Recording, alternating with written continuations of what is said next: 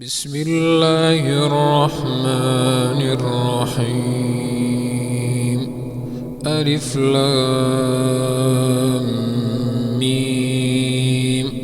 تنزيل الكتاب لا ريب فيه من رب العالمين. أم يقولون افتراه بل هو الحق من ربك لتنذر قوما ما آتاهم من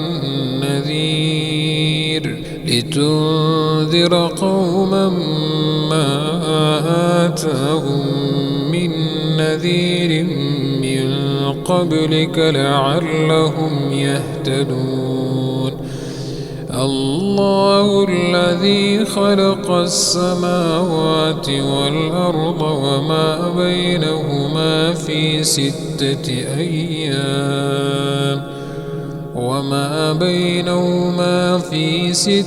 أيام ثم استوى على العرش. ما لكم من دونه من ولي ولا شفيع أفلا تتذكرون. يدبر الأمر من السماء إلى الأرض ثم يعرج إليه في يوم كان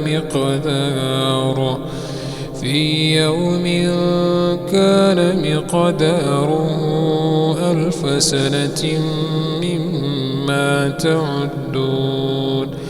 ذلك عالم الغيب والشهادة العزيز الرحيم الذي أحسن كل شيء خلقه وبدأ خلق الإنسان من طين ثم جعل نسله من سلالة من ماء مهين ثم سواه ونفخ فيه من روحه وجعل لكم السمع والأبصار والأفئدة قليلا ما تشكرون.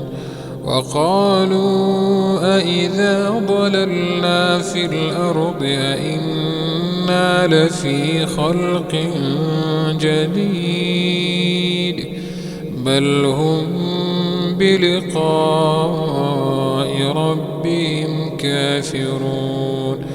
قل يتوفاكم ملك الموت الذي وكل بكم ثم إلى ربكم ترجعون.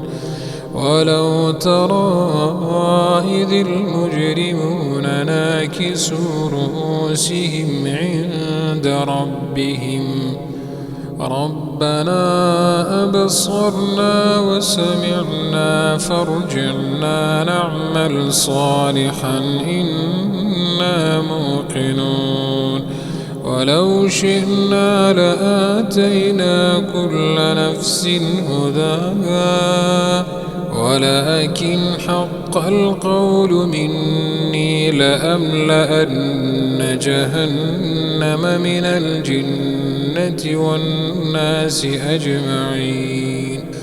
فذوقوا بما نسيتم لقاء يومكم هذا إنا نسيناكم وذوقوا عذاب الخلد بما كنتم تعملون. إنما يؤمن بآياتنا الذين إذا ذكروا بها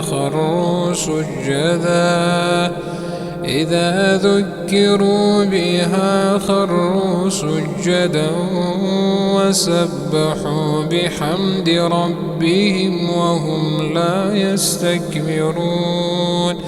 تتجافى جنوبهم عن المضاجع يدعون ربهم خوفا وطمعا ومما رزقناهم ينفقون فلا تعلم نفس ما أخفي لهم من قرة أعين جزاء بما كانوا يعملون أفمن كان مؤمنا كمن كان فاسقا لا يستوون أما الذين آمنوا وعملوا الصالحات فلهم جنات المأوى نزلا بما كانوا يعملون وأما الذين فسقوا فمأواهم النار كلما أرادوا أن يخرجوا منها أعيدوا فيها وقيل لهم ذوقوا عذاب النار الذي كنتم به تكذبون ولنذيقنهم من العذاب الأدنى دون العذاب الأكبر لعلهم يرجعون ومن أظلم ممن ذكر بآيات ربه ثم أعرض عنها إنا من